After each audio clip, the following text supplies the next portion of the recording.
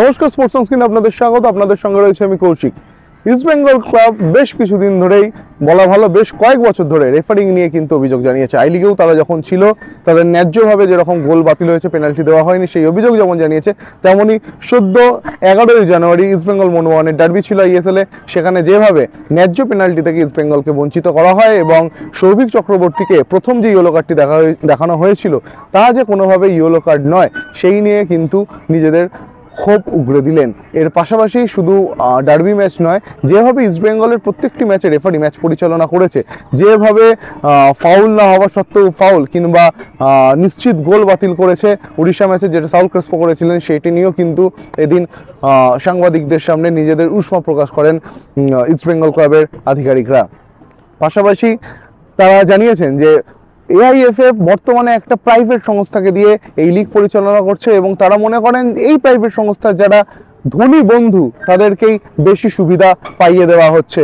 ইস্টবেঙ্গলের মতো ক্লাব যারা নিজেদের দমে এই টুর্নামেন্টে খেলতে এসছে, এই টুর্নামেন্টে সীমিত ক্ষমতার মধ্যে কম সময়ের মধ্যে দল তৈরি করেছে, তাদের কিন্তু রেফারির তরফ থেকে বারবার বঞ্চনার শিকার হতে হচ্ছে। ইস্টবেঙ্গলের শীর্ষকর্তা দেবব্রত সরকার জানিয়েছেন এই বিষয়ে আলোকপাত করার জন্য তারা ক্লাবের পক্ষ থেকে কেন্দ্রীয় ক্রীড়ামন্ত্রীর সঙ্গে দেখা করবেন। কি বললেন ইস্টবেঙ্গলের কর্মকর্তারা, আসুন শুনে নেওয়া যাক।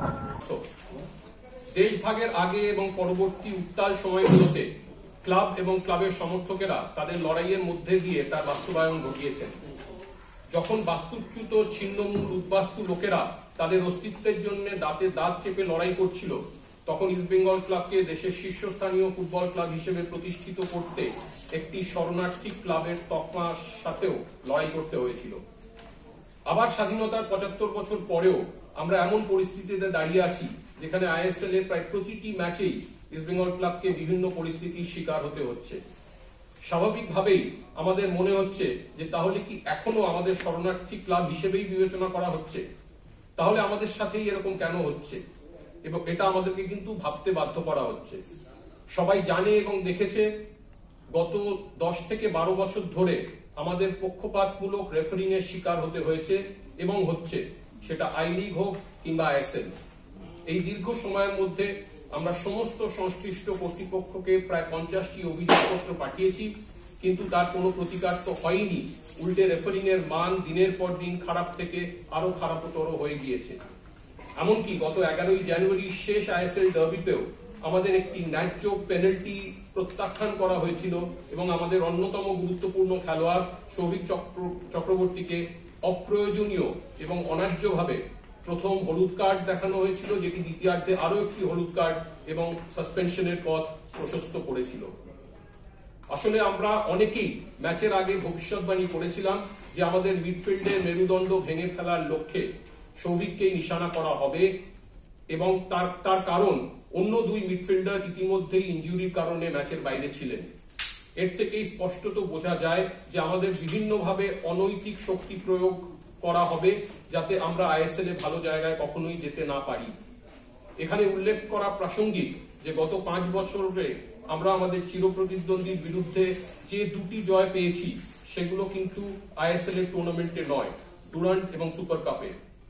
ISL কর্তৃপক্ষের এই বিমাতৃসুলভ আচরণ আমাদেরকে ভাবতে বাধ্য করছে যে তারা হয়তো এখনো ওয়ান সিটি ওয়ান ক্লাব তত্ত্বে বিশ্বাসী।